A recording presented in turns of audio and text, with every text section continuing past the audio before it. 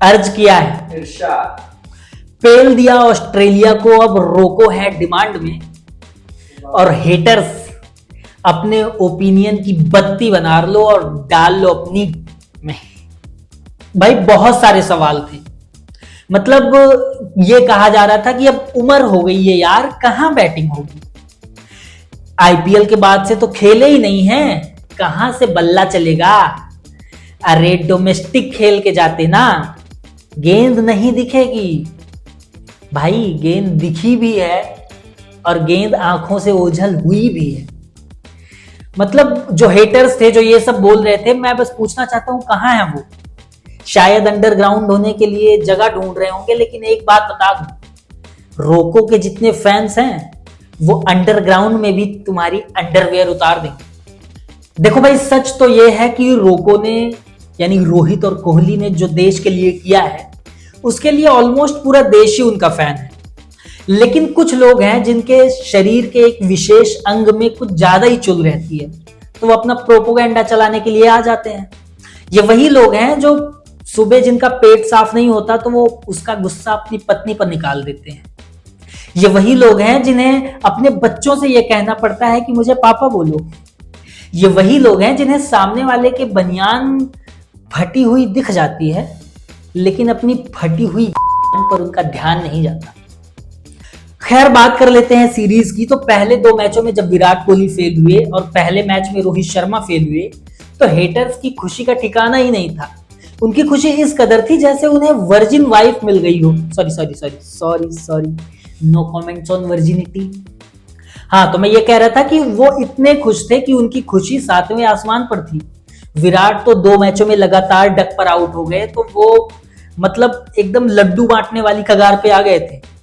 लेकिन तीसरे मैच में रोहित भी अपनी पुरानी टच में नजर आए और विराट ने भी 74 रनों की शानदार पारी खेली। हालांकि विराट की सेंचुरी पूरी नहीं हो पाई, लेकिन उसमें उनकी गलती नहीं थी, गलती थी ऑस्ट्रेलिया की। भाई उन्होंने रन ही उतने नहीं बनाए थे, उन्होंने 236 ही बनाए थे, रोहित ने अकेले ही 120 प्लस मार दिया, तो कहां से सेंचुरी होगी भाई। स्पेशली बात करते हैं रोहित शर्मा की, तो वो पहले मैच में जरूर फेल रहे, लेकिन दूसरे मैच में उन्होंने शानदार 50 जड़ी और अगले मैच में तो धागा ही खोल दिया, नॉट आउट सेंचुरी बनाई। और वो प्लेयर जिसे अभी जस्ट कुछ टाइम पहले ही कप्तानी से हटाया गया, वो भी बिना किसी वजह के, उसने सबसे ज्यादा रन के साथ प्लेयर ऑफ द मैच भी अपने नाम किया लास्ट मैच में, और प्लेयर ऑफ द सीरीज भी अपने नाम की। ऑस्ट्रेलिया में जाकर ऑस्ट्रेलिया को लास्ट मैच में हराकर प्लेयर ऑफ द सीरीज अपने नाम करना, भाई बीसीसीआई को जो तमाचा जड़ा है उन्होंने, केवल रोहित ने ही नहीं, विराट ने भी, जो अटकलें चल रही थी कि दोनों को बाहर कर दो, दोनों खेलने के लायक नहीं है, भाई जो तमाचा जड़ा है, जो ताला लगाया है हेटर्स के मुंह पर, वो मास्टर की से भी नहीं खुलने वाला है। और रोहित ने यह भी साबित कर दिया अपनी परफॉर्मेंस के साथ कि उन्हें कप्तानी से भले हटा दिया गया है, लेकिन गार्डन में घूमने वाले लड़कों की आज भी वो मां सकते हैं। फिलहाल विराट की भी बात करते हैं। विराट ने लास्ट मैच में 74 रन नॉट आउट बनाए, और इस मैच को देखकर 2013 का एक मैच याद आता है जहां ऑस्ट्रेलिया ने 359 रन बनाए थे। उसमें विराट ने सबसे तेज अपने करियर का शतक जड़ा था, 52 गेंदों में 100 रन, और रोहित शर्मा ने भी सेंचुरी मारी थी, और 9 विकेट से भारत वो मैच भी जीता था, 9 विकेट से भारत ये मैच भी जीता। तो इन्होंने दिखाया, नोस्टैल्जिया में ले गए हमें और दिखाया कि अभी दम बाकी है। विराट को भले ही शुरू के 2 मैच इंजन गर्म करने में लग गए, लेकिन तीसरे मैच में उन्होंने दिखाया कि एक बार इंजन गर्म हो गया तो फिर उनकी रफ्तार पकड़ती गाड़ी को पकड़ पाना मुश्किल ही नहीं, नामुमकिन है। फिलहाल अब कुछ लोग कहेंगे कि सीरीज तो हम हार ही गए, इन सब बातों का क्या फायदा।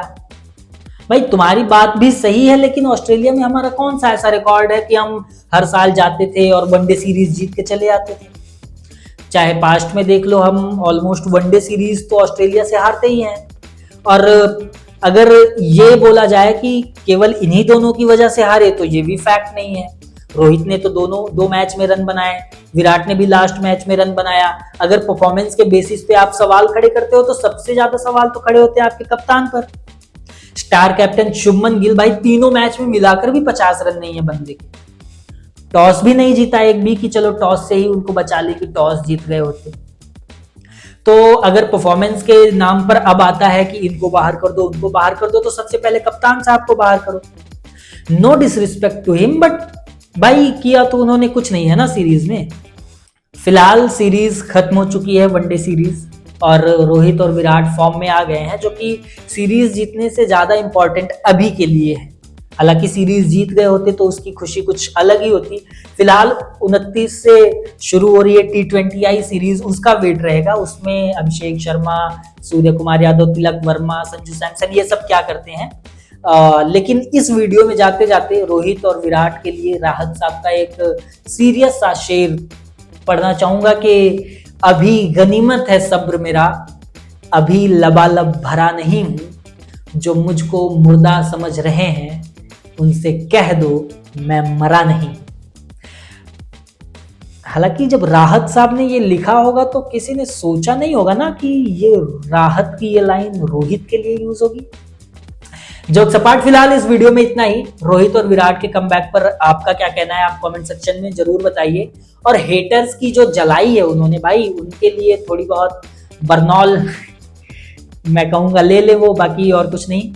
फिलहाल इस वीडियो में इतना ही। आप कमेंट सेक्शन में बताइए रोहित और विराट के कमबैक पर आपका क्या कहना है, और बीसीसीआई ने रोहित को कप्तानी से हटाकर क्या अच्छा फैसला लिया, या आप बताइए।